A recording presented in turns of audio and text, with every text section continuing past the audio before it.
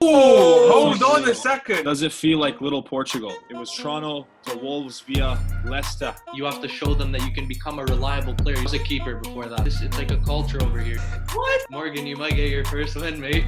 We have very experienced players like João Moutinho, Ruben Neves. I can't believe this. That's the best thing that could have happened for the country. You really put me on the spot there. I remember that summer very clearly. Really excited. No nerves, nothing. How fast is Adama Traore? We'll go with our last action of the game. The most important thing to be technically brilliant. And you're making me think that it's one of the other three. By 18, you kind of have to get yourself sorted. I'll do like anything it takes, you know? Not too bad for an 18-year-old.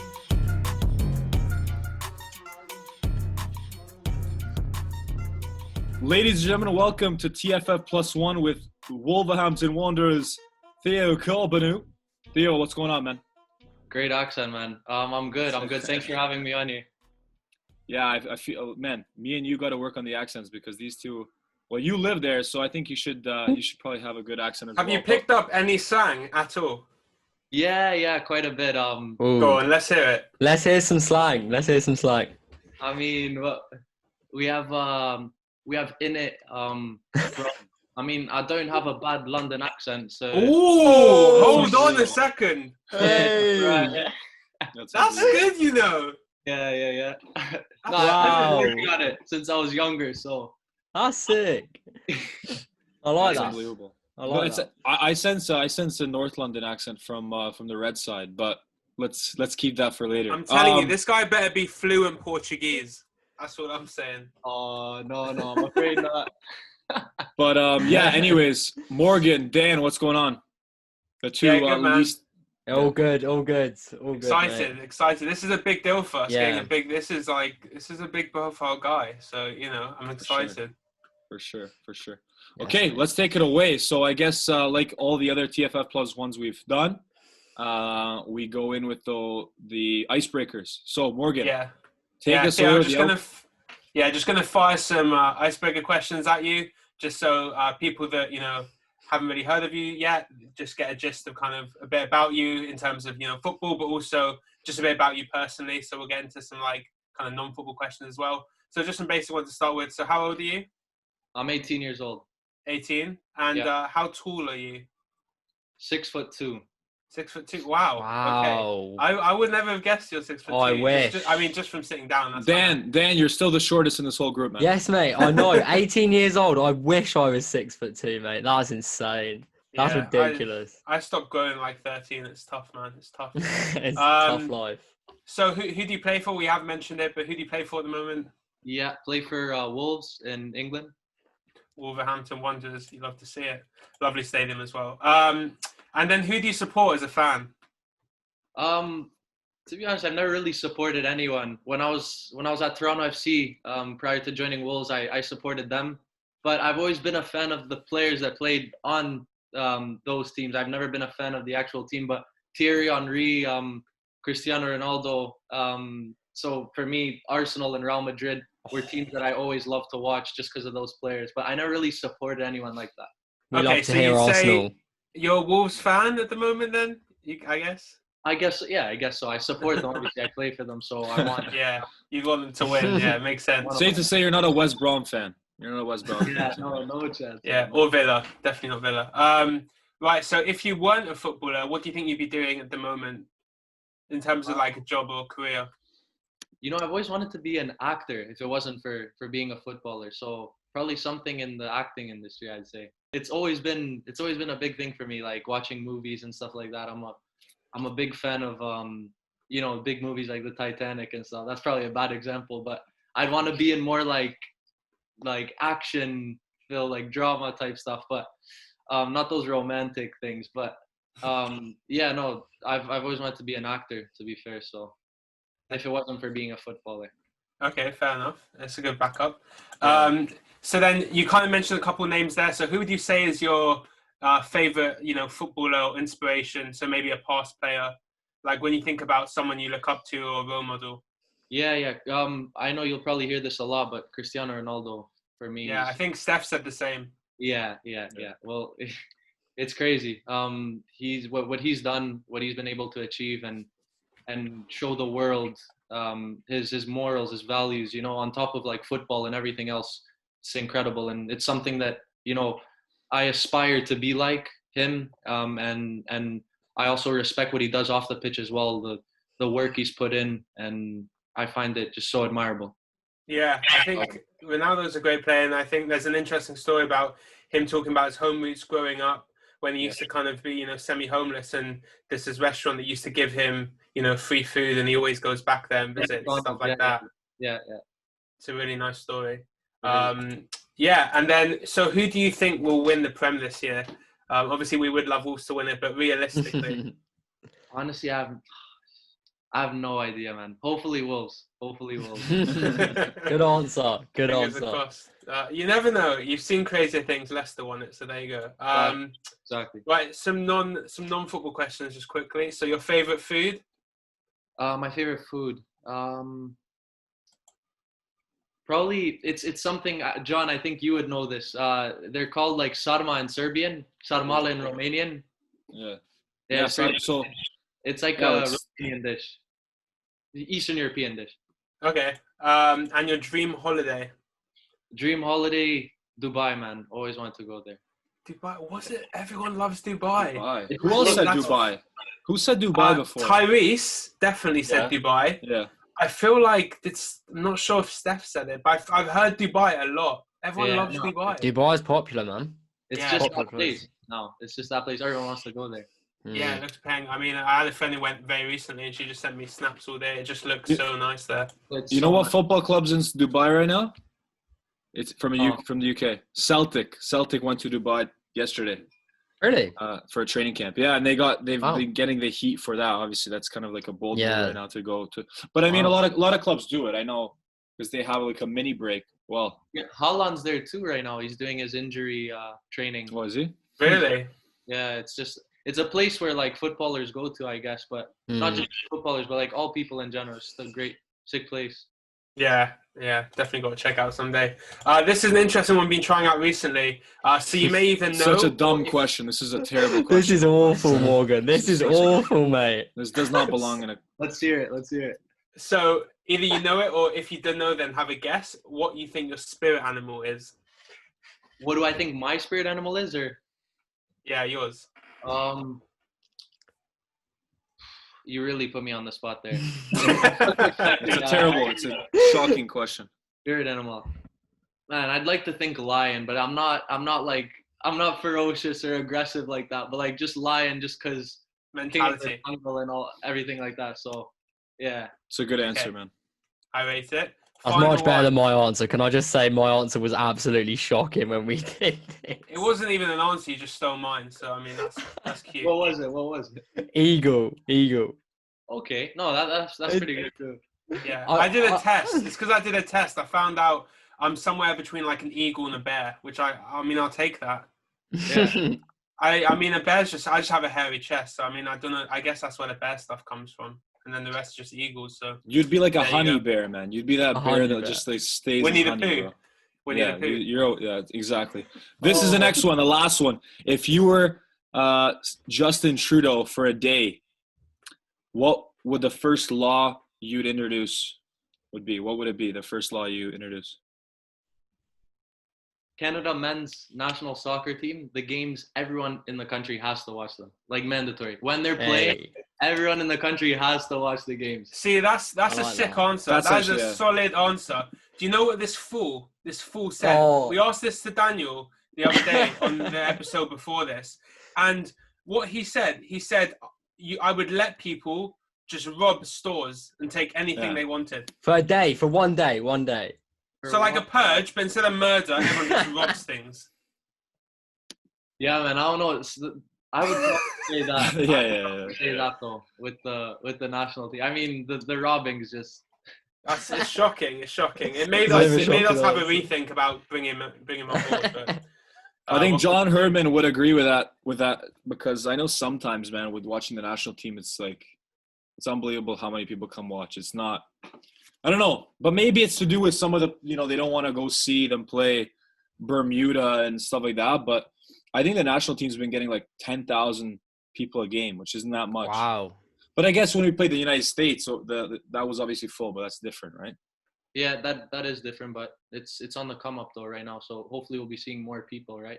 Yeah, Yeah. well, When fans you guys are make some moves in Qatar, if you guys can get to Qatar and, you're actually in a World Cup, I think getting in the World Cup just brings this different spirit. Like, I can talk about England in 2018.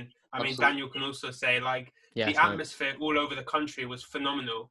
It was just something different. It reminded me of when we had the Olympics back in 2012. Yeah. That was probably the closest thing to the atmosphere when we had the Olympics. It was amazing. But you'll even notice, like, there's people that aren't even into football regularly that just come together over this one thing. That's why I think football's like a special sport as well, is because it brings so many people together. Like, I saw so many people down like the pub or whatever that I didn't even think enjoyed football, but it's just there's something about following your country and your country doing well that just, especially in football, I think that brings people together for sure. I remember. Yeah, sorry to interrupt you. I agree. But I saw something, a video when Trippier scored against Croatia. I just saw like they saw it on the big screen. Everyone was going crazy. That was wild. Yeah. When he threw the beers in the air, oh mate, Yeah. the scenes. That looks crazy. And that can happen. That can happen in Canada. Let me tell you, you see it from the Raptors when the Raptors won, obviously, and like how they act for hockey too. Madness. I think it could happen for soccer. Parade. I flew out for the parade for the Raps parade. I could not. It was too mad. It was so worth it. Oh, but you're also crazy too. But yeah, anyways, let's look at how you got into the sport. Obviously, in a country that even, let's say 15, a little bit more than that years ago, soccer was even less popular. I think I would put it in one of the most popular sports now, at least in Canada. But the point is, it wasn't always like that. How did you get into the sport? What made you fall in love with the sport, and where did you start your soccer career, your youth career? Yeah, I started playing when I was about 5 years old, just playing house league, Timbit soccer in Hamilton, Ontario. And honestly, at the time, I wouldn't say I fell in love with the game that much. It was kind of just like play it for fun, just because I saw a lot of kids my age at the time. My parents obviously got me into it. But the biggest influence for me was my brother, who got me into playing football when I was younger, and just spending time with him on the fields and kicking it about. That was like the biggest influence. And then he was also the one who took the initiative to say, like, okay, let's try rep now. When I think this was 6, after playing 1 year of house league, I wanted to play rep, just to test myself, see how I am, like, at that level, I guess, which at the time was a big step for me. And he told me, like, it'd be good to start playing up, a few years. So up a year. So I was playing under 7 at Mount Hamilton. And in that first year, again, I was thinking, I don't know if this is the right thing for me, football, like, I love going to school at the time. I love learning, as weird as that sounds. So I wasn't sure about what I was going to do. But honestly, just going out with him and playing on the fields was enough for me to realize, like, how much I love the game. And this was, like, outside of playing in these, like, these recreational teams and playing for Mount Hamilton. And then after that, after a few months playing for them, for Mount Hamilton, we decided to make the jump to play for Hamilton Sparta. And then that was at under 8 level. And then from there, honestly, that's where everything clicked. As soon as I went to Hamilton Sparta, I found my love for the game. I was playing at my own age now, because I found it kind of tricky to play a year up at under 7, at under 7s. Yeah. Yeah. So when I joined Hamilton Sparta, that was like where everything clicked, like I said. And since then, haven't looked back at all. By the way, I was a keeper before that. So I turned into a striker when I went to Hamilton Sparta. So quite the switch, man. That's quite sick. the switch. So what was it about, going to Hamilton Sparta that really made it click? What was it, if you could describe it? Well, I think a big thing was the kids that I used to play with there. They went to my school. I knew most of them, and they were my age as well. And I feel like when you're younger, the difference of 1 year can mean a lot. You know what I mean? Especially, like, for, like, social bonding with the team. So I found it really tough in that first year of playing rep, to kind of, like, just to kind of see where I was at. It wasn't. I questioned it a lot, but yeah, I think it was probably the age where, it's at your own age, you feel a bit more comfortable. Yeah. So let me reverse that right away, just for a little bit of a development standpoint. You look at majority, I guess, of players at some point that are playing pro right now. At some point, they did play Europe. Now, can you tell me what you think the benefits are of potentially playing Europe? Because I think I look at it and say, even if it's just a few years, I think the development of playing in Europe, challenging yourself, maybe physically you weren't on the same level, or technically on that side. Can you recognize the benefits there, or Absolutely. does the social outweigh? Yeah. Playing football in Europe, it's especially, I know when I made the switch, I found it very, very difficult in the beginning when I first signed. So in my trial period, I kind of had nothing to lose. It was like, just show them everything you have. But, when you actually join the team, you have to show them that you can become a reliable player. You don't just show them everything you have every day, even though I feel like that is the best way to play when you enjoy yourself. But playing in Europe, it's like a culture over here, everyone lives for the game. So I think the benefits are because you're playing against better competition, obviously. And I feel like there's just this enjoyable part of the game too, where I feel in Canada it doesn't really exist. It's hard to explain, but people just enjoy playing here. Like, really, it's not, they don't really play this. They don't really play football as a sport. It's just kind of like a lifestyle almost, Yeah, exactly. Totally agree with that. And so obviously it's tough to, because I try to think about that too. And when I was like obviously living in Europe, I kind of noticed that as well. People just do it like, I don't know how to explain. Like they'd go, like someone would go for a walk just to, they would also just play football, and that would be a 1 hour of their day. That's what I mean. Yeah. Yeah. So is that impossible to come? And is that a culture thing? Is that a life thing that you have to ingrain? Is it possible to happen in Canada, or is it something that is just the way it is? I mean, or is it on the come up? I don't know. So it's a question. I don't know if anyone knows the answer, but I think it is, to be fair, it is a hard question to answer, but I think it is down to culture. But I think that can change coming up. If you look at it, if the national team improves, and obviously now with the new league coming in, the CPL, that's the best thing that could have happened for the country. Kids growing up will start looking at that and say, wow, like, we actually have somewhere to develop at. We actually have something. So say if you're a Hamiltonian, like growing up in Hamilton, in that city, you have Forge to look up to, and hey, I want to play there when I'm older, Forge. So now there's like that kind of that base where you can just strive for and kind of set that as like your goal. I want to play there, even in the national team. Now, I believe it's going to be a big few years now with new players joining, some playing in Europe, and I think, yeah, definitely a lot can change. Yeah, that's something I wanted to ask you about. I mean, just while we're touching on this subject, do you think that makes a big, because I mean, before now, there's never really been like a player that's really gone and absolutely killed it in Europe, like killed it, like big time. And then when you think about obviously Alfonso and Jonathan now doing bits in Europe, do you think that makes a difference now? Because, people going up playing football, there's really someone look up to you, look at this success story, like I want to be like them. Yeah, absolutely. It's like I said, it's the best thing. First of all, the best thing that could happen is the league and Canada having their own league now. But another thing is, one of the other big things is now they have these idols that they look up to and say, wow, this guy's a Canadian, and he's doing it over there, and it makes them believe that they can do that as well. So yeah, I think it is amazing what's happening right now with these. Yeah, it's almost like simultaneously there's two new things to look up to. Either like that kind of ideal goal of being like, you can go away from Canada, you can go into Europe, the beast of football, and do well and be successful, or you can still, stay in Canada and still be really successful in Canada in this really competitive CPL. Exactly. You think about how much it's going to grow over the next 5 years. Yeah, exactly. To that point, I hope, and since the league has come in, obviously this is where we eradicate that. You can play professional soccer now in Hamilton.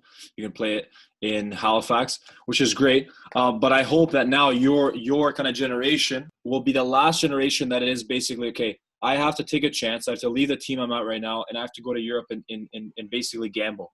I hope that's, obviously we're past that now, because you can prove in your own backyard, and potentially if you are 15, 16, 17 years old, you can make that jump from another angle. But let's back up a little bit more. So we talked about your days at Sparta. At what point did you know that either you have a really good shot at being pro, or that you would do anything and you want to be pro? That's the goal. What age were you, and when did it really get real? Yeah, to be honest, I've always had this mentality that I can do it. You know, wherever I'm at, just take a shot. You know, go for it. That's just the way I was. Honestly, when it really started was when I was about 10 or 11. To be honest, that's when a lot of my teammates, including Steph, actually, went on trial in Europe, and my coach had connections over there. So that was always a big thing for us growing up, playing for now at Jovova Soccer Academy a few years later after. And that was always a thing that I wanted to do. And when I was that age, there was talks of me going over there. But, you know, my parents were saying, oh, I don't know if it's the best thing for him to go over there, because I don't know what he's going to do alone. Because at that point in time, my parents weren't going to stay with me over there due to various reasons. But when I was 12, for the first time, I actually did get my trial. And I went to PSV Eindhoven and Liers SK in Belgium. And I thought that I was at that standard, and that's when I kind of really believed that, listen, this can happen, just because I had that experience of going over there and tested myself against them. But like I said, I've always had that in my mind. Nothing can hold me back. And so question for you on that point, you brought up something that kind of clicked with me, is that at that age you felt you were on par with those players at 12 years old. This is my belief, and you rip into me if you think this is not true. But I've visited a bunch of different academies all across Europe. I worked when I was in Prague at academy there. And I know the soccer in Hamilton as well. I believe until about 12 years old that we have a similar style of players. We know how to develop players in that grassroots stage. But I think at that big ages, 12, 13, maybe 13, 14, 15, the OPDL they have now, maybe I shouldn't be talking about that like that. But the point is, I think that's where we kind of stray away from the big leaders in Europe. Do you agree? Do you not agree? What's your thoughts on that? You know, I think that's actually a very good point. I do agree with you. I feel like that's when the gap becomes what it is, you know, at the senior level. I feel like it all starts there, like those crucial ages, like you said. Maybe a little bit after 12, because 12 you're still very much a kid. But when you get into your teenage years, like 13, 14, 15, those are the years that are like the biggest, I feel. And honestly, I don't know what it is. I don't know what it is that makes that gap so big. I think it might just be the way the academies in Europe handle the players and the training maybe, and obviously the games. But I know that the competition, though, is always very strong. So you have at least 4 or 5 teams in each city competing against each other. Whereas in Canada, I feel like, you know, Hamilton's got one team. Yes. Richmond Hill, for example, has one, and the competition maybe isn't as strong, and that might be the cause of. Yeah, that's exactly it. There's like, you know, when there's not one club, there's another 3 or 4 knocking at your door all times. Exactly. Because of the way football is, especially in England, but even more so anywhere in the kind of at least the big 5. But I mean, I think the CPL is a start of tackling that, because it's kind of like you start with the CPL introduction and you work backwards, right? I think that's a logical approach, and hopefully that's what we're going to see in the next 5-10 years. And something I like about the CPL, and I've mentioned it a couple of times now, is the obviously the time period they play in, because of the winter in Canada being so extreme and things like that.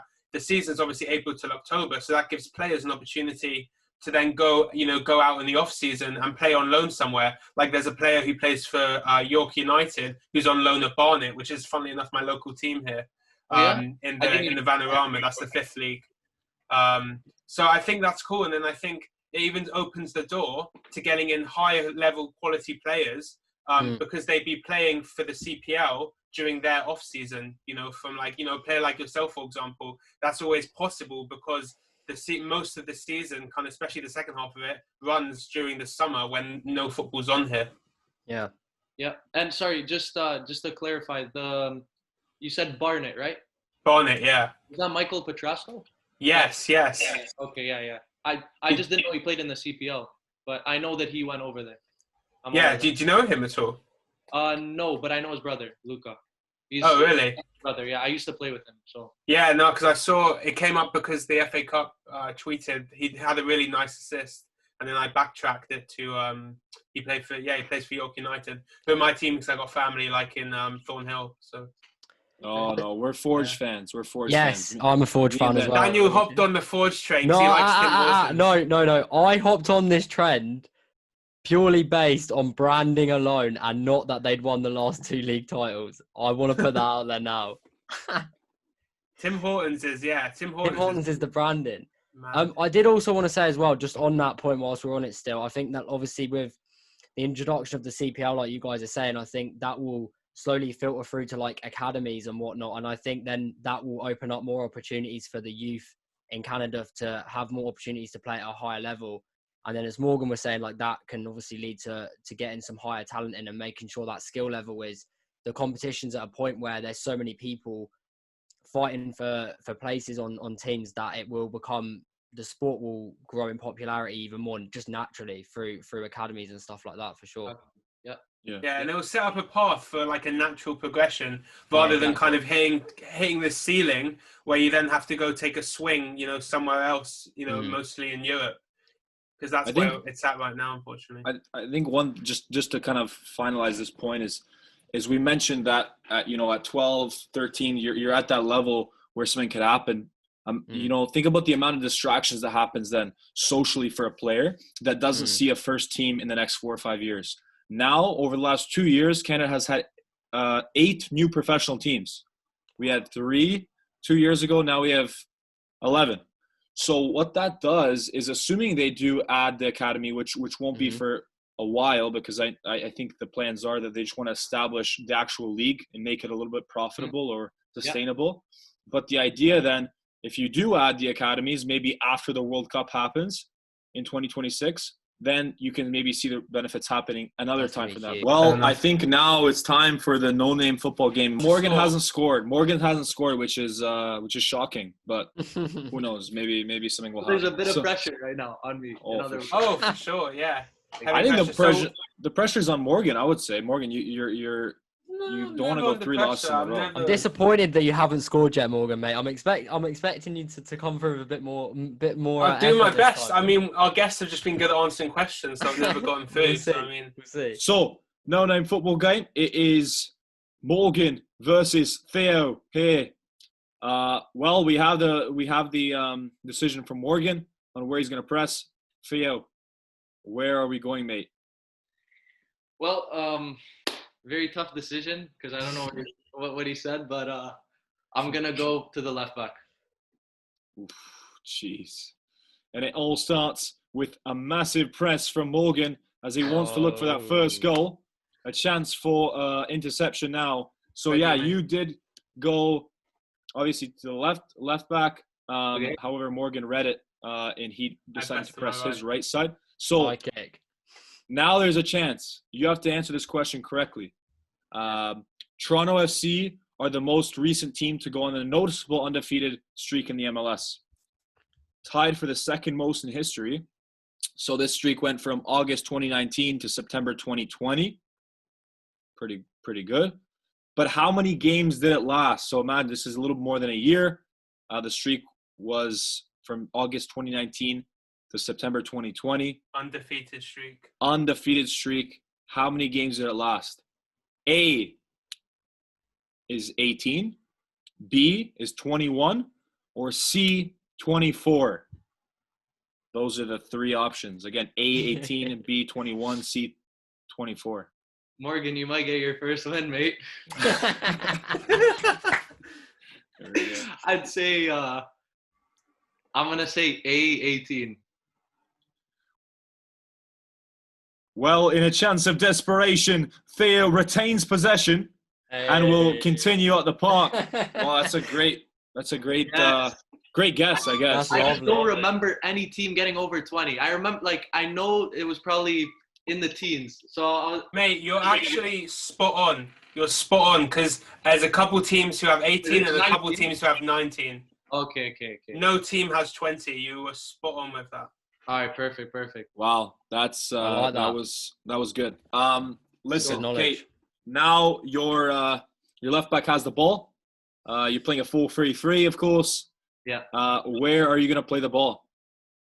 It's going down the middle to the center mid. It's going down the middle, straight to the center mid. I think Morgan has been consulting with Diego Simeone. Diego Simeone, like the defensive structure, because he read it again. He read it again. Wow. Okay. Wow, this is a chance. Okay, question. Wow, okay. I think Theo thought he wasn't going to be answering questions, but now he's answered 2 for 2. I actually didn't. I wasn't expecting. So I can just go all the way through, guys, yeah? Okay, question. Steaua Bucharest, officially renamed to blank in early 2017. Steaua Bucharest. I'm still officially in this. He knows it. So A, it's FC Steaua Bucuresti. Mm-hmm. B, FC FCSB. C, CSA Steaua. Or D, FCSB. You want me to go through that again? It's the last one, D. Your final answer? Final answer. And a second time of asking, Morgan takes possession of the ball and has possession. So this is the one where I honestly thought.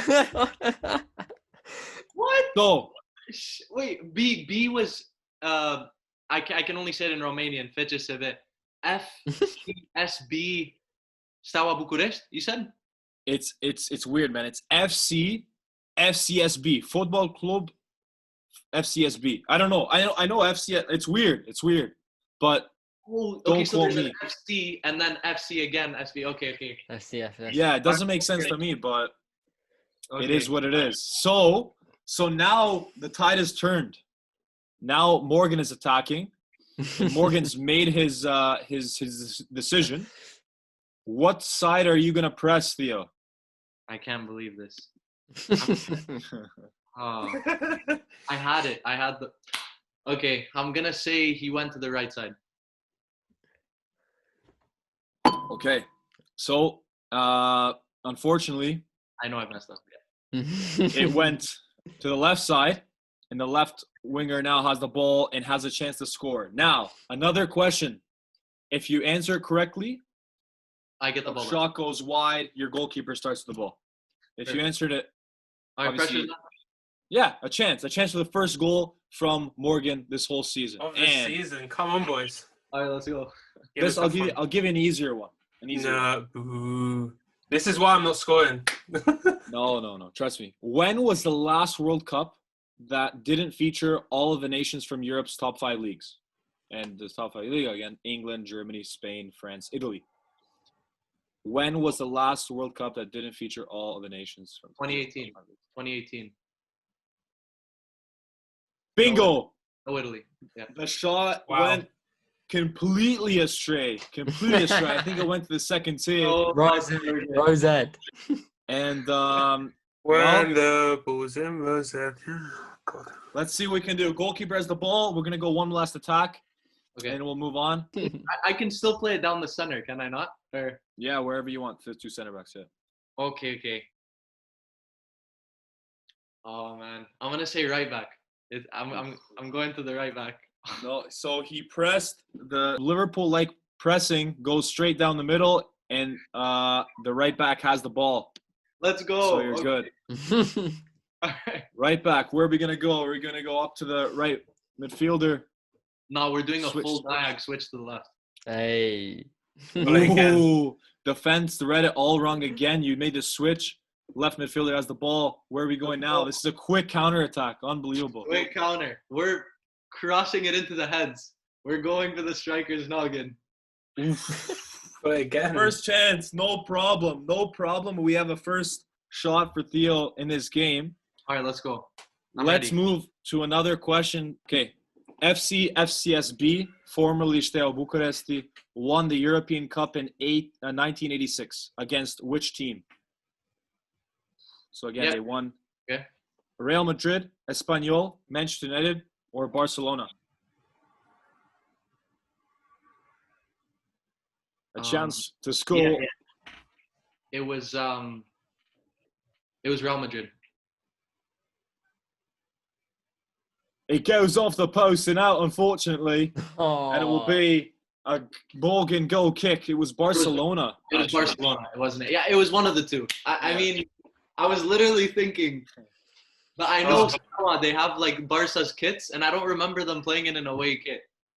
They had like the same color. They had the same stripes as them. So I was like, all right. End-to-end stuff. Would you say you're a Steaua fan, or are you a fan of like? No. I don't. I mean, I know Steaua were a very dominant team back in the 80s, but I don't know too much about them like that. So if you were to support a Romanian team, let's say like maybe in the family, would it be? Do you know which team that would be? It'd be Universitatea Craiova. No way. Like, so that's actually a university, right? Because they're actually a good team. It was, but it was mainly, but they were so good back in their day that they became like top side. They became a club themselves. So they were like one of the best back then. And my dad's from Craiova, so I guess that's the one. Cool. Who would you say are the biggest players from Romania? Because I was trying to think about this. I couldn't think like who would come to mind. Yeah, go on. Or do you want me to tell you? Yeah, I don't know. That's the thing. I don't know. Sorry. I thought you were gonna. The biggest players right now, probably Santo. Do you guys know? Plays for Prague. Slavia Prague. Yeah. Huh. I should know this. No, I don't know. I don't know. Yanis Hadji, Rangers. Yeah, I know him. Youngster, yeah. Baller. Yeah, he's a really good player. Are there any players like yourself, kind of, who are Romanian but maybe identify as a different nationality? No. In the youth ages there are, but not like that play for the senior. Currently. Fair enough. Before we get back into the kind of while asking these casual questions, there's a question I'm dying to ask. Okay. How fast is Adama Traore? Adama Traore. I knew it. He's ridiculous. Like, he's actually... Is it insane? Is it like you see it and you don't believe it? Yeah, you see it and you don't believe it, yeah. Oh my God. I bet it's incredible. It's amazing. Because I'm like, FIFA can do anything, man. But like in real life, like, is he that quick? And because you see him on the pitch, but like, I just imagine it must be something different, like seeing it in person, you know, like just crazy. You know what the thing is? I feel like people don't actually realize his power is like almost like as good as his speed. His power. Yeah. So he gets that because he's so powerful. I mean, like if you look at his body, everyone. There was that one photo that went viral. I think it was him I think it was after a game once, and he like went, and his arms were like someone that goes to the gym daily, and then he was like, I don't go to the gym. Yeah, it's like yeah, it's incredible. Natural. And then he says he doesn't go to the gym. So what's he doing? It's crazy genetics, man. Yeah, it is. It is genetic. It is, but he's also... Yeah, because you talk about his power, because he's been working on his crossing, and you've seen like an improvement for sure. And I reckon it was just a matter of just taking stuff off it. Do you know what I mean? He probably just put too much into it. He just had to learn to reduce it. Yeah, exactly. His dribbling before the cross though is unbelievable. It was just that last kind of bit that was, I guess, lacking. I don't even know if it was lacking though. He always had it, I feel, but phenomenal player though. Yeah, I'm sure he'll stay at Wolves, but obviously there's been a few rumours. He's been linked to Leeds, to my club as well. And yeah, we welcome him with open arms. Well, I mean, we have Helder Costa, who I'm sure you know came from Wolves. Yeah. So, I mean, a lot of people call him like kind of the B-grade version of Adama Traore, which I think is a bit harsh because I think in his own right he's a good player. But don't get me wrong, we'd welcome Traore with open arms. He's a good player. Let's move on to obviously how you got to Wolves. I think it was Toronto to Wolves via Leicester.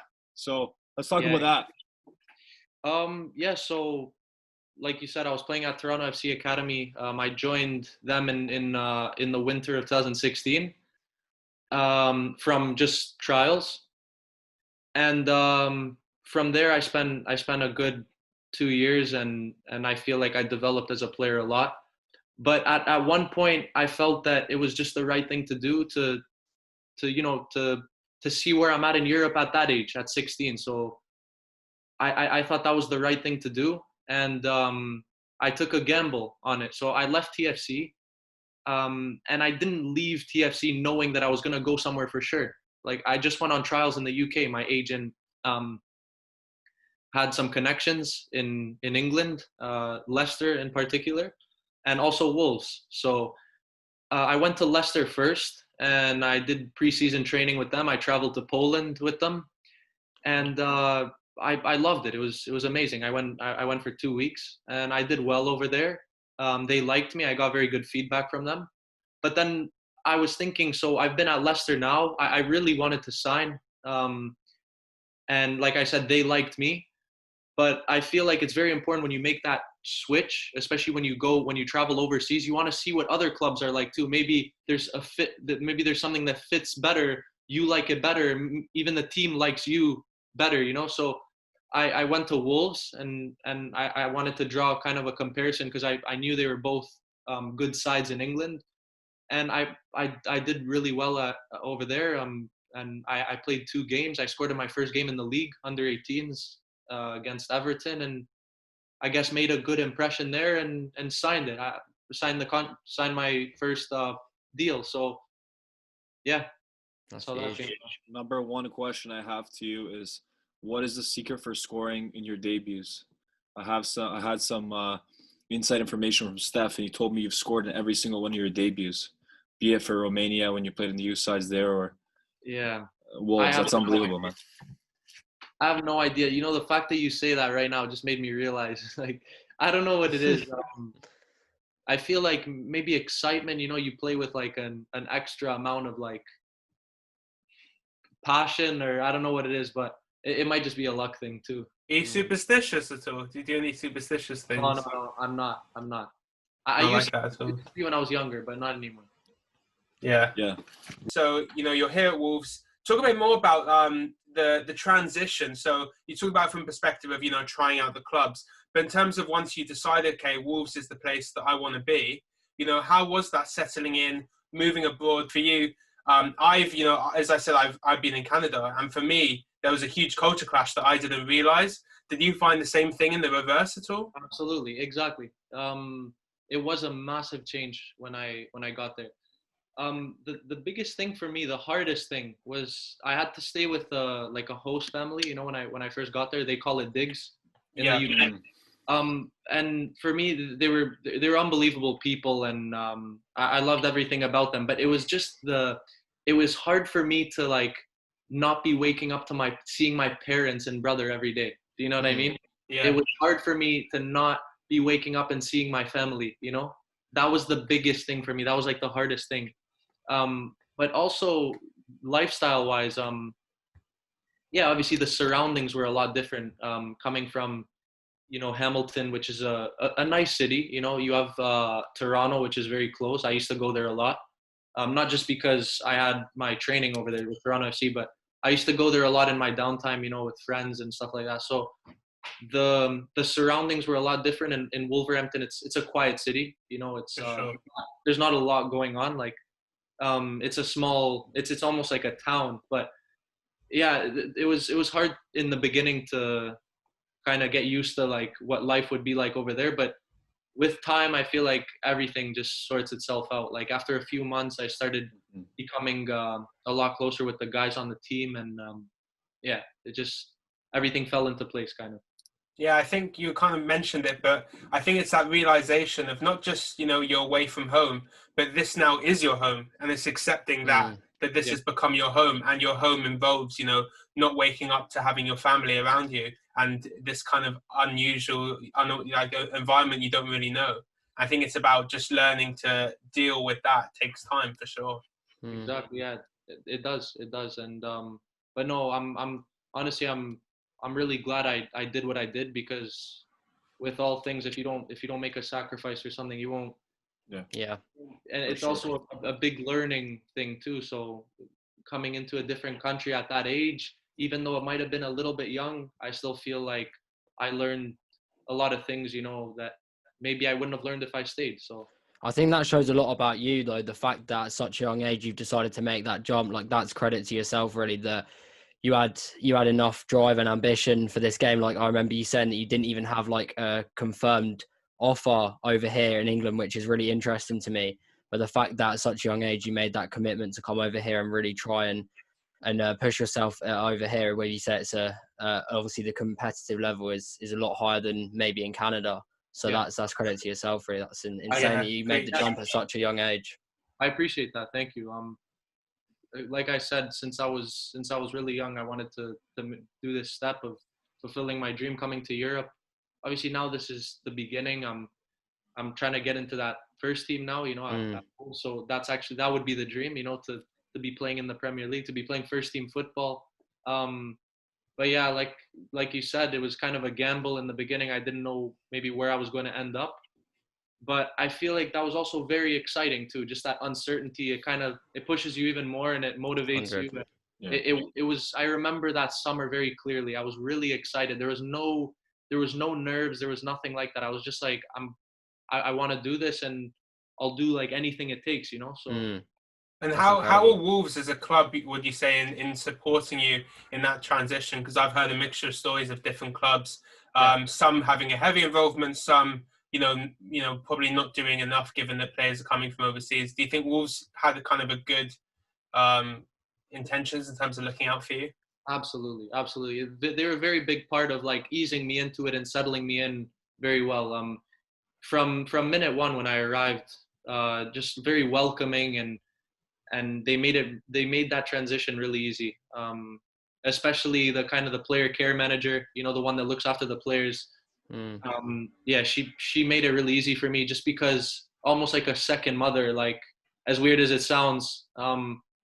She was someone that I could kind of confess anything that I wanted to, like if I was having any hard times, or she'd always come and speak to me and keep a special eye out on me, knowing how far I traveled and where I came from, kind of thing. So yeah. Awesome. Yeah, we talk about the transition. Obviously, that's a question I was dying to ask. And you mentioned a key thing, and I think when you say key things, we should make sure we amplify them in terms of you have to take the sacrifice. You probably grew it. You probably felt a little bit, let's put it nicely, uncomfortable maybe in some moments. But in the end of the day, I think we have to condition our players, our people in general, that from uncomfortable situations and environments comes the real growth. So credit to you. You obviously know that. Yeah. Let's talk about another maybe, let's say, transition that you're going through now, and you can call it whatever you want, but it's, I think Tyrese, our previous guest, said the 23.5s. So right now, the transition between 23 football and the first team. Obviously, you've been in around the first team now. You've been training with them for quite a while, from what I know. But now, you're right there. You're a few meters off the actual action. So how is that transition for you? You're right in the middle of that transition. You're so close. What's the focus for you there? Everything's moved very quickly.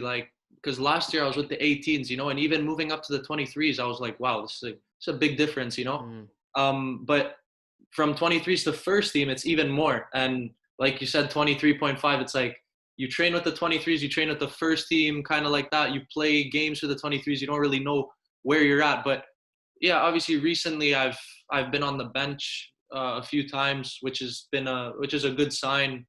A good sign. So I'm hoping to, my dreams to become a player in that team, like starting player. So being with the first team, it's unbelievable. Like the levels great. The players also, you have very experienced players like João Moutinho, Ruben Neves. Even though he's so young, he's so experienced. Do they act as good role models, these players, would you say? Yeah, they're all good people. I mean, like they're people that you can talk to and get good advice from, because they have so much to say, like from their careers and stuff like that. But they're all good people, and it's just it is a pleasure to work with them, even though I want to be there. Everyone goes through this phase, Yeah, so for sure. Yeah. So to that point, and I know we have it a little bit more down in the what's it called? You go agenda. The agenda. However, I'd imagine Wolverhampton would be quite, the Englishman city or town, whatever you want to call it. But at some points, does it feel like little Portugal? when I say that, you know, obviously the whole surroundings of the club. What's your thoughts on that? Yeah, like you said, the city, it's a very English city. Mainly English people. You won't see many people coming from different countries, whereas maybe you see that in London or, you know, even Birmingham, which is quite close to me. But Yeah. Wolverhampton is that type of city. It's made up of like English, mostly English people. Being at the club, though, honestly, it doesn't. Obviously, at times it does, because you hear a lot of Portuguese, to be fair. But it's a very like multicultural kind of team. Like if you see I was just curious. I just went on, you know, the Premier League lineups. I just checked a few teams, and a lot of the time you'll get teams that have a lot of English players, you know, with like the odd kind of few different mix up of nations. But if you check Wolves, though, like you got players from all over, and I feel like that's really unique in their own way. Yeah. So, and I think the Portuguese thing, it only helps. I mean, I don't know. I think, you know, you got one of the best still young managers in the Premier League, and just, you know, Portuguese football in general. I mean, it's fascinating. The country's amazing. I mean, it's a coincidence. I was just in Toronto today, and I went to this Portuguese, because there's little Portugal in Toronto. Yeah. And man, everything about Portuguese people are just, I don't know, kind of remind me a little bit of Serbian people, laid back European kind of style. So no, it's a good thing. If anything, you know, you add that little bit of Portuguese influence in the club. Well, and you get exposed to Brazilian food, which is the best cuisine. Just all you can eat meat. It is. Brazilian food. Yeah, no, it is. And honestly, you don't really get too much like Portuguese food over there in the canteens, in the first team canteens. But the players, everyone loves it. Like everyone, I've heard many stories about like the cuisines that they have over there, and it sounds like a dream. I've been to like, you know, these Brazilian restaurants, one in Niagara even, it's called Copacabana. Copacabana. Yeah, I've been in Toronto before. Yeah, and no, that food's amazing. It's top. Yeah, it is. Yeah, there's a couple in London like that as well. Really good food. Yeah, I mean, the only thing with obviously it opens up that potential for like this kind of inner group of Portuguese, you know, people kind of exclusively speaking Portuguese, and then using that to try and like leverage, you know, with the manager. But it sounds like that's not the environment you guys have, and it doesn't feel like that at all. Apart from a bit of Portuguese being spoken now and then, it seems like quite an inclusive culture, quite an inclusive environment. I think you feel that on the pitch with the way, you know, the first team play. Yeah, no, everyone's obviously respectful, even though there are quite a few Portuguese, like especially when the whole team's there, they know very well. Listen, like this isn't like Portugal, you know, like everyone knows English very well there. So, like I said, there is that team culture in this team especially, and like you said, you can tell on the field, like it's very compact unit, you know, like one pack. That's what everyone says, you know, but. Yeah, like it's not really, I get it. Yeah, it's just like I said, it's like a multicultural team. You have people from all over the place, with exception of quite a few Portuguese players. But like I said, you don't really feel that much because everyone's just it's like one, you know. Yeah. So that's let's stay on the manager for a little bit, because for me this is fascinating. How obviously you've had, you know, a bunch of different coaches in your soccer career. How about Nuno? What do you like about him? How's the training sessions? Do you like what he puts on? Is it, you know, at first when you were there, were you kind of like in a shock, you know, that you were with the first team, this and that, maybe the players, but how is Nuno overall as a manager and a coach? Yeah, honestly, like you said, from the coaches that I've had, it's completely different, you know. I've never actually had a coach quite like that, because it's first team football, you know, it's a lot different. Very demanding, knows exactly what he wants. And honestly, the sessions that we do, I love it every time. It's very technically oriented, which is something that I love. It's not a lot of running, you know, as in other teams, maybe you might get, you know, a lot of fitness and stuff like that. Don't get me wrong. There's that aspect of it too. But it's the main focus of each session is technical. So we'll do a lot of possession drills and stuff like that. And always having the ball at your feet, so important. And he puts a lot of importance on that too. And like, I think you can tell, like with the first team too, they've got a lot of technically like brilliant players. So that comes from those sessions. They also love doing their head tennis a lot too. I know Nuno likes that too. His staff are always playing in the gym, you know, like they just love having the ball at their feet. And that's not even just in training. It's stuff outside of it too. Like, you know, tech ball. I think, you know, there's that table and you just, Yeah. and you have to play. It's sick. I've always wanted to play one of them. Yeah, so have I, to be fair. That's awesome. I've always wanted one too. But we have one at the club and like.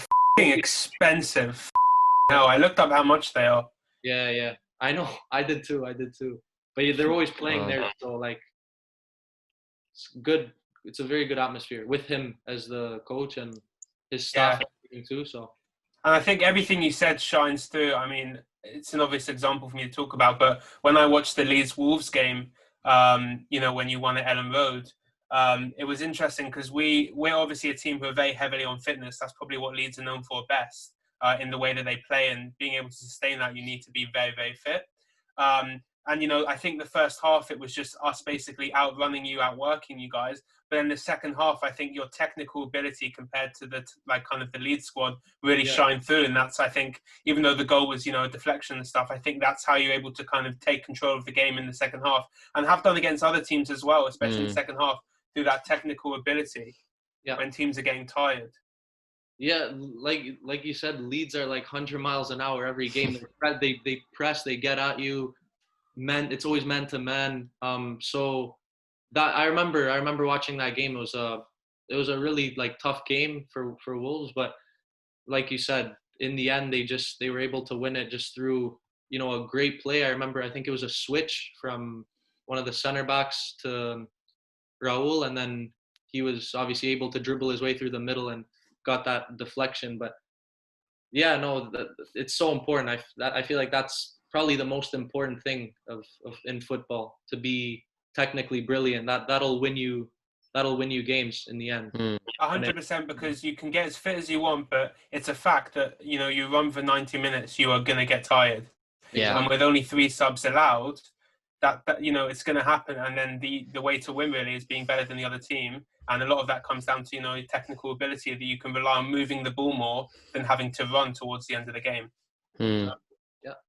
Just thought I'd get your opinion on this, since you're kind of living through it right now. We had an interesting debate about increasing the number of subs that are on the bench to give maybe some players some more opportunities. Jovan thought it might be better to increase the number of subs because you don't want to just be stuck at home and left out the squad.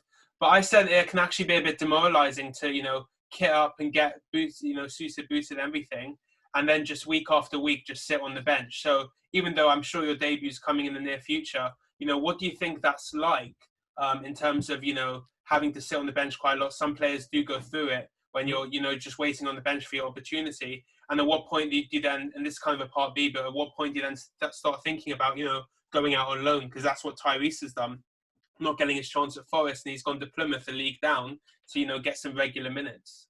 So it's a big question, but... Yeah, no, it is a big question. Yeah, it's a good question, but I think the most important thing for me right now is recognizing that I am still young. You know, everything's happened so quickly. So, you know, a year ago, the goal was always to get where I'm at now, but I didn't think that maybe it was going to happen. Obviously, you always have to think it's going to happen, but you have to think realistically. And a year ago, speaking, you know, I was with the under 18s. I wasn't sure what was going to happen.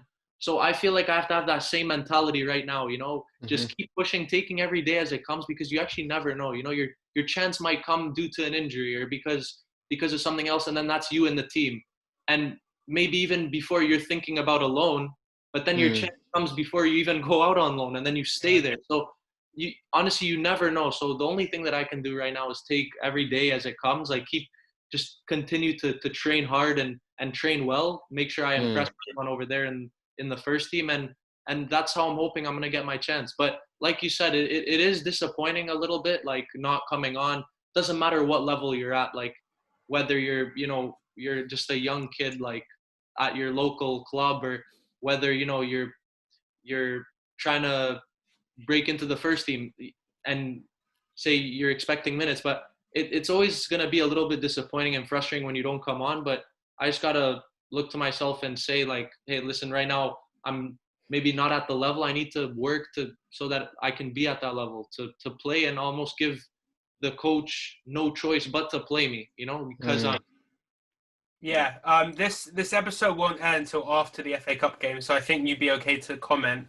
Do you feel like this might give you an opportunity, given that teams in the past have a record of, you know, trying to rotate the squad a bit, especially during this time of the year with the heavy schedule, the FA Cup third round? Do you think that may be an opportunity for you to get your first team debut? Yeah, definitely. I mean, the squad isn't extremely deep at Wolves.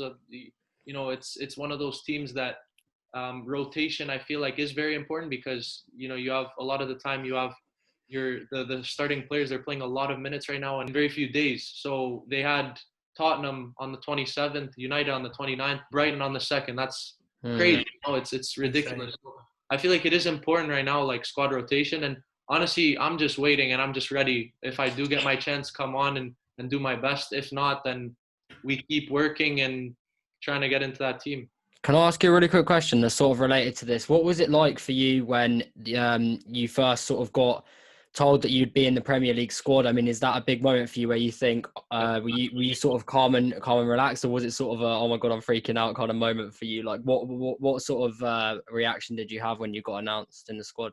The very first time I got announced for a squad, for a Premier League squad was against Liverpool at Anfield away, but I didn't actually make the bench. So I just traveled with the team, which was still something very big for me, being with the team and, you know, eating with them at the tables before the game, being part of the meeting, you know, prior to the match to hear what the coach had to say to all the boys. But the very first time I found out that I was going to be on the bench was probably like that excitement that you're talking about against Burnley. I think it was maybe an hour before the game started. It was just announced, you know, and that was a big moment for me, I guess, because it's always that uncertainty. Will I come on or not? You know, being an attacking player, you hope to come on at all times.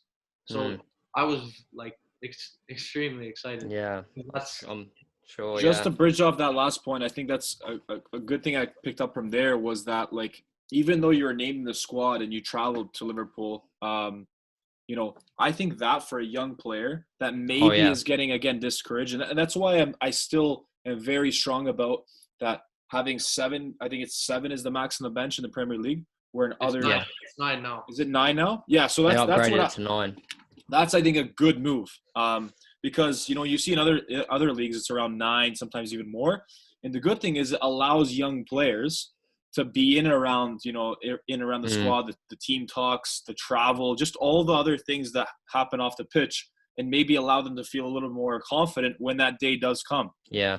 You know, we talk about, you know, being on the bench. Of course, you want to play, but even then, as you know, an 18-year-old to be to be at Old Trafford with his team, that is the most important. I think is only positive. So I remain pretty confident that I think 9's the way to go. Will that stay next season? I'm not exactly sure. Maybe they just put that because of the COVID. I don't know. But no, I think it's good. And I think, you know, gradually, and maybe you could argue that and say it's better, you know, just to throw in the deep end and just adjust on the fly. Say if you never got a team call up and they're like, okay, injury happens here, you're in. Maybe that's another way of going about it. But I think, you know, gradually easing your way in and taking the opportunities as they come. Obviously, you know, FA Cup's coming up, and who knows? So we're still 0-0 in the no-name football game. This will probably be the last action of this game because we're coming on a bit. But yeah, the ball is with Morgan from his goalkeeper. Morgan, you can make your decision, and we'll see what the defensive structure will look like from Theo's team. I'm gonna go with left back because you might be playing games with me. You should have asked one more question to that mind game, but he did press. He did go down centrally. So the ball is now with Morgan centre backs, and he will go again. And now I know where he's going to go. Where do you think now? So when centrally, okay, it's at the center mid's feet. Center back's feet. It's at the center back's feet. Yeah. Oh yeah, sorry. The center back. I think he's done a diag. Which way? I'm gonna say left. And unfortunately, he stays central and he goes up to his centre midfielder. Yeah, this might be. The ball's now with the centre mid. Okay. Because this hasn't been said before, I think he's gone to the striker. Oh, last ditch defending and a chance for an interception now. Right at the striker. Okay, new question. Let's talk about PSG's new manager, Mauricio Pochettino. Yeah. Recently accepted a new job as the manager of PSG after being sacked as Spurs manager, obviously last year. But what team did he manage before Spurs? Everton, West Ham, Sheffield United, or Southampton?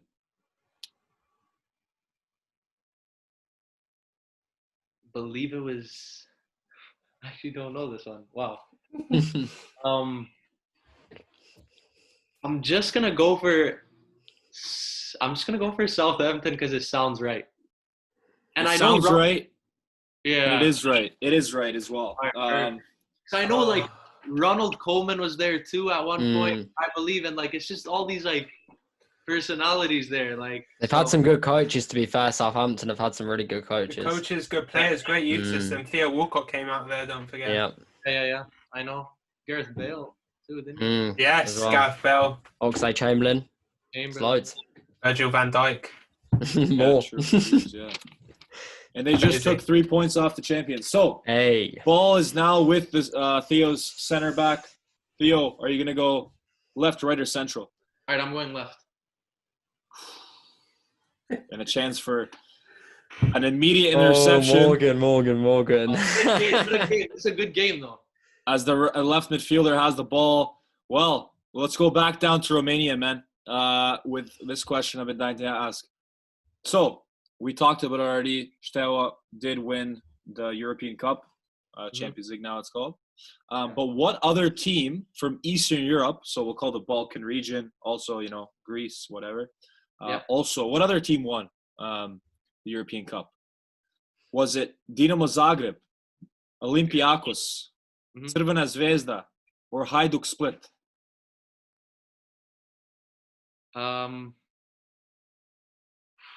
So Dinamo, Olympiacos, Red Star, It's in between Olympiacos and Zvezda. I don't know what to say though, and I might be wrong there, but those are the two I'm thinking of right now. I'm just gonna go with Olympiacos. Theo, mate. It was. You know what I do? I blame this on Stefan Mitrovic or all your Serbian friends in Hamilton because they should have told you all this. But honestly, from anyone, they would think, okay, Olympiacos, big club, I went Olympiacos, yeah. Yeah, but you think Jovan's going to put a question here that the correct answer is not Zvezda? This guy. Well, unfortunately, it is an interception, and we'll go with our last action of the game. So, the ball now is with the right midfielder of Morgan. So, where are we going now? I think he's just put one in. He's put in a ball. To the striker. He might be clear on goal right now. He is clear on goal because he switched all the way to the left winger. Yeah. That's left winger has the ball. Though, is it? We wouldn't do that. Yeah, exactly, Morgan. I think we should take away that move. All right, okay. All right. So he's okay. We'll do this. If I score, I win. If he saves it, he gets one last chance. Okay. All right. Fair enough. Let's do that. Okay. Wow. Well, a chance now, and we'll go back up to England. Well, this is a. I don't know who put this question. This is a tough one, though. This is a really tough one. Who is the most substituted player, so subbed off, in the Premier League? So this is a top. Is it just this season or in history? Oh no, history. Since 1992. Since 1992, since the Premier. Yeah. Oh, okay. So okay. A. Paul Scholes. B. Ryan Giggs. C. Emil Heskey. Or D. Dennis Bergkamp. See, I feel like you put in Emil Heskey to trick me, and it's one of those where it's like the rest are like legends. I'm not speaking down upon Heskey; he was a great player himself.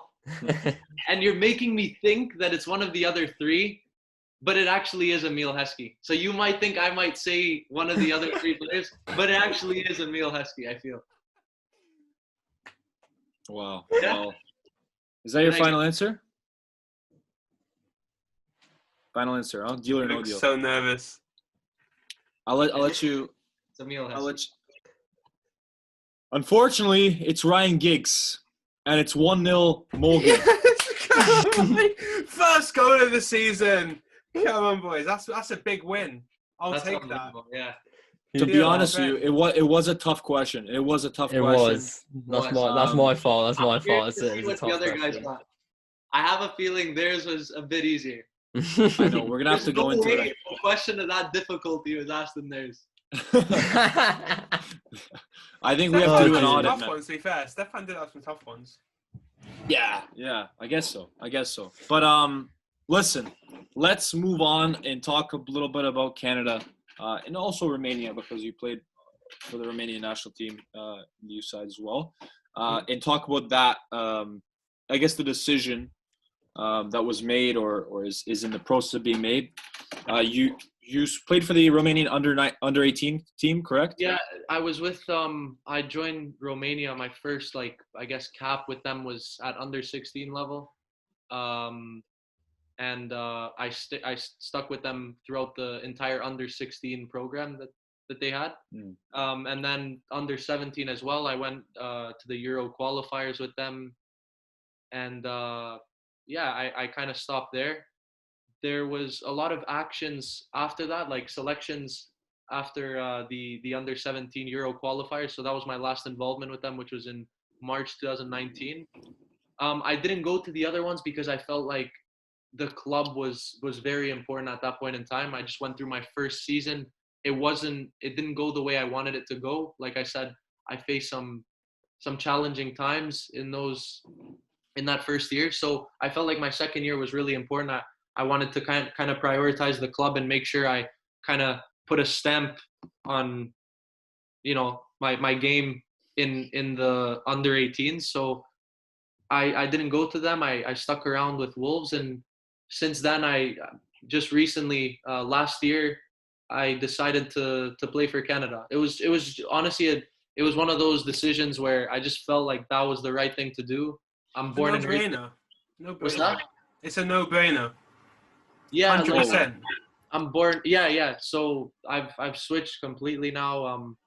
All the paperwork's done. I guess I'm just gonna play for Canada now. I made a change of association. It was just something that I felt was the right thing to do. Like I said, I'm born and raised in Canada. I spent 16 years of my life there. So when you suited up for Romania and you scored against Ireland there in the first game, was there because I know it's interesting, and you kind of spoke with obviously Mitrush is going through the same thing, and it's weird because obviously you mentioned you're born and raised in Canada, but also you might have this feeling of maybe an identity that you're also Romanian. You might be obviously you're proud of that as well. I'm assuming. So was it a tough decision? I mean, obviously having to stray away. I mean, you look at the benefits. Okay, Canada. Not only are you born and raised, but they're also going to be in the World Cup in 2026, and they're making a push for 2022.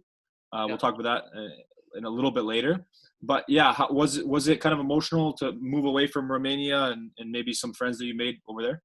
Yeah, it was, and I did make a lot of friends actually on that team. A lot of good kids in general, like a lot of good people too.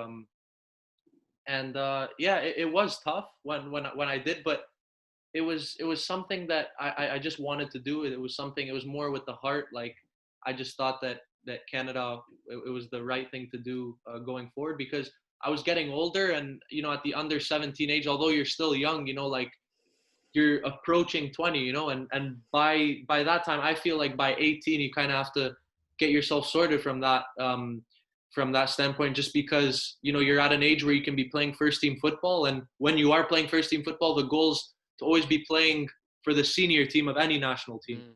So I wanted to make that decision before the time actually came, to make sure that everything was ready and sorted. So it was tough because I experienced many good moments with Romania.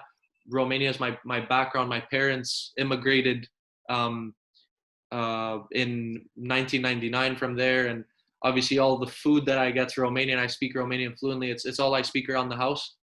All my family too is in Romania, but yeah, it was just something that I decided was the right thing.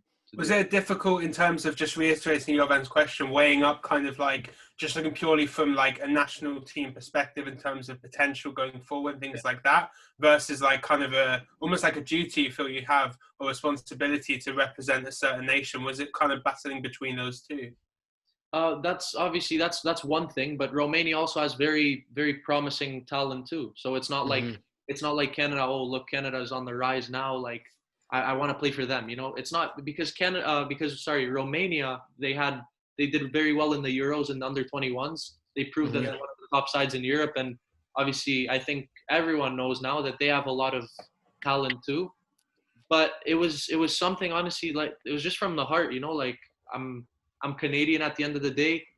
Although I'm also Romanian and very proud to be, there's times when I was with those guys and just thinking like they speak too fast, you know, like I can't really understand them, or like some of the things they do, it doesn't seem right. And it's just little things like that where it's not like, oh, I want to be with my kind now, you know. I'm not saying that, but it's just something that I felt was needed to do. And it's don't get me wrong, I'm not trying to say that it was obviously a lot different and I felt out of place there. No, it's just like I said, I'm Canadian, born and raised there, so I figured that it was the best thing to. Yeah. So to follow on from that, direct question, you know, winter of 2022, will Canada be in Qatar? Will Theo Corbeanu be in Qatar? We'll just have to wait and see. I mean, I can't say anything. Obviously, that's my dream, to play in a World Cup.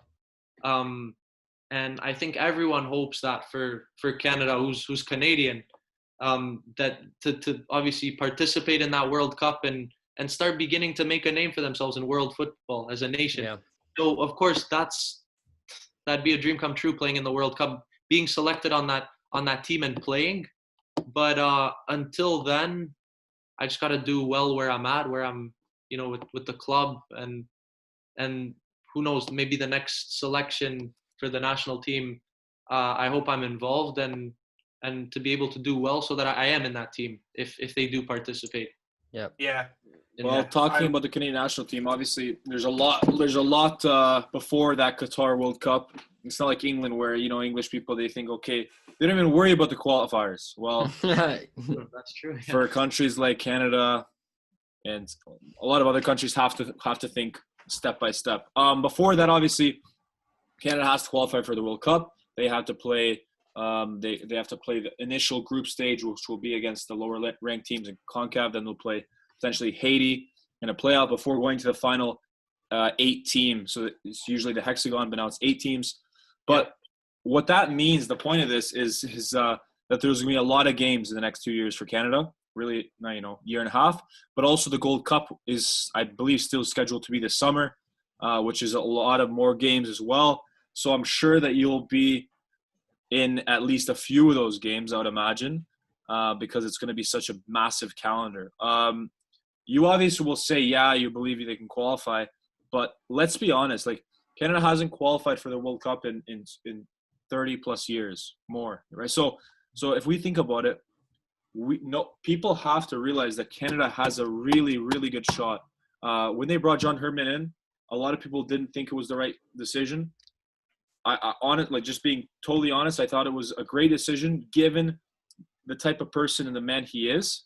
Yeah. He not only managed a team, one women's team that did well, but he built a project and built a national foundation in the women's side, and he's doing the same thing on the men's side. Yeah. How excited are you about the World Cup in 2022? A lot of people still don't believe it, but I think it's very, very possible.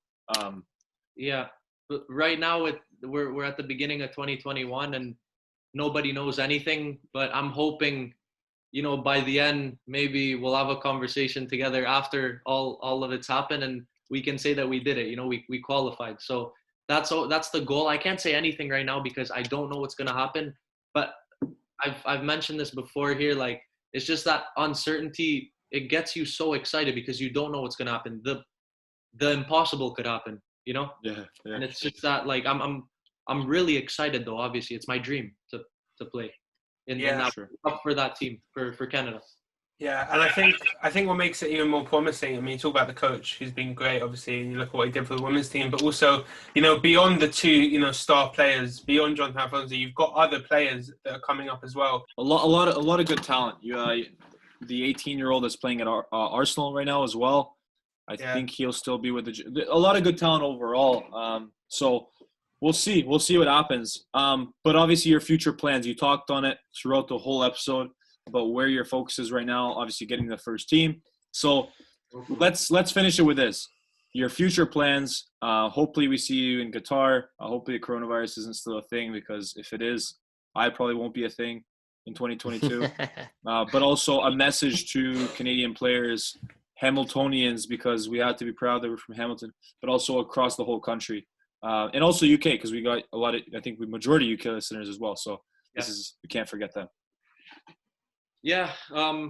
Honestly, if I could say one thing, I'm just going to start off with that to all Hamiltonians and just Canadians in general, is that a lot of people have this perception that it's not possible to go to Europe just because of like how small our nation's been so far. I think people need to start opening their eyes now, kind of, especially just in regards to football, that it is very possible, and we're entering kind of like maybe a new era of football, and a lot of things might change now. So honestly, the sky's the limit. That's it.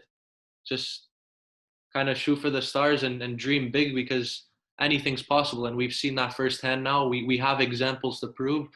So that would be the first thing. And my goals and dreams for the future, I think I've already said it, like just to be able to make that debut for Wolves, and hopefully get a spot there too in the first team, continue training with them regularly, and hopefully become, a player for them, like just full time with the first team.